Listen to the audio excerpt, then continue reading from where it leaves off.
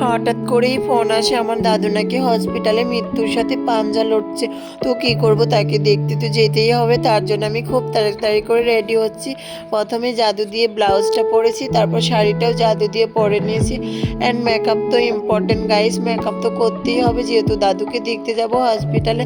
তার জন্য eye makeup করেছি, তারপর আইব্রো করেছি। দেখো কান্নাকাটি করবো যেহেতু মেকআপ গলে যেতে পারে, তার জন্য কম্পাক্ট পাউডার দিয়ে আমি মেকআপটা সেট করে নিয়েছি। অ্যান্ড ব্লাশার করেছি গালটা তো লাল লাল দেখার জন্য। তারপর দেখো এখানে আইলাইনার মাস্কারা সব করে নিচ্ছি। অ্যান্ড লিপস্টিক, এখানে খুব ইম্পর্টেন্ট, লিপস্টিক তো করতেই হবে। তোমরা সবাই আমার দাদুর জন্য প্রে করো, দাদুর জন্য খুব তাড়াতাড়ি ভালো হয়ে যায়। তারপর দেখো এখানে হাইলাইটার লাগিয়েছি, মুখটা চকচক তো করতেই হবে।